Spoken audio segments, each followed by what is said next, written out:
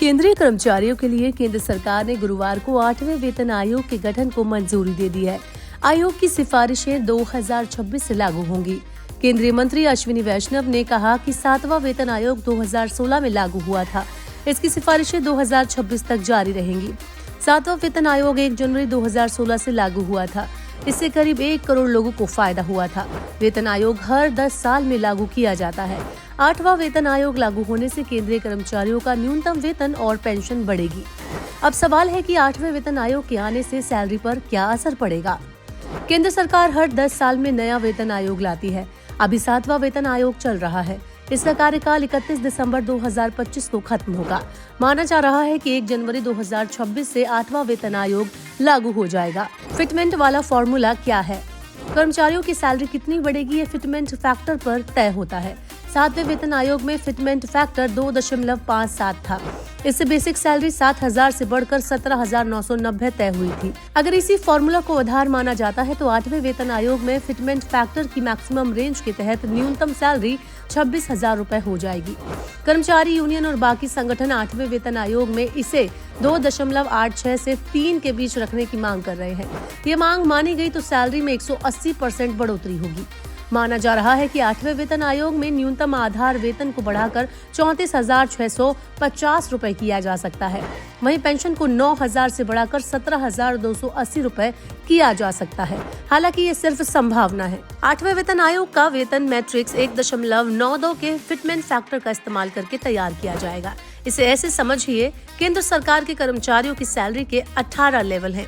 Level 1 कर्मचारियों की basic salary 1,800 रुपए, ग्रेड पे के साथ 18,000 रुपए है। इसे 8वें वेतन आयोग के तहत बढ़ाकर 34,560 रुपए किया जा सकता है। इसी तरह केंद्र सरकार में कैबिनेट सचिव स्तर के अधिकारियों को लेवल 18 के तहत अधिकतम 2.5 लाख रुपए की बेसिक सैलरी मिलती है।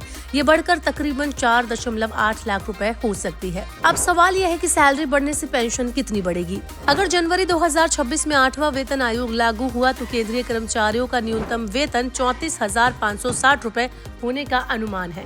साल 2004 से जोड़ें तो नौकरी में 25 साल पूरे करने वाले कर्मचारियों का पहला बैच 2029 में रिटायर होगा।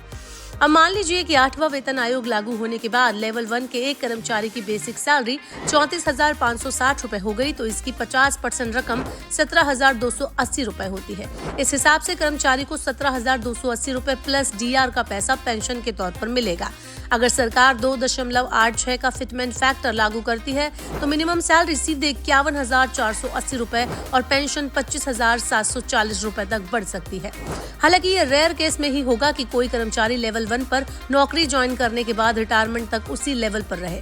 प्रमोशन और अन्य नियम के तहत समय समय पर इस लेवल में बढ़ोतरी होती रहती है, इसलिए कर्मचारी को इससे कहीं ज्यादा पैसे पेंशन के रूप में मिलेंगे। बेसिक सैलरी बढ़ने से एचआरए, डीए और टीए भी बढ़ेगा। 18,000 की बेसिक सैलरी पर 20% हाउस रेंट अलाउंस यानी एचआरए मिलता है। 18,000 का 20% 45 रुपए होता है।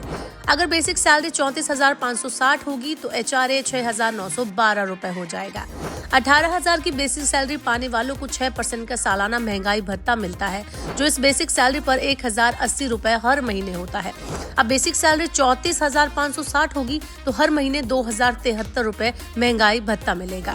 18,000 की बेसिक सैलरी पर टीए यानी ट्रैवलिंग अलाउंस 5% के हिसाब से 900 रुपए होता है। अब बेसिक सैलरी 34,560 रुपए होगी तो ट्रैवलिंग अलाउंस बढ़कर 1,728 रुपए हो जाएगा। हर 3 साल में 18,000 की बेसिक सैलरी पर 10 दिन का वेतन यानी 6,000 रुपए का एलटीए मिलता है। अब बेसिक सैलरी 34,560 होगी तो एलटीए 11,520 हो जाएगा। मतलब 8वें वेतन आयोग से सरकारी कर्मचारियों की तो बल्ले ही बल्ले होने वाली है। कम से कम सरकारी कर्मचारियों को तो महंगाई से थोड़ी राहत मिल ही जाएगी।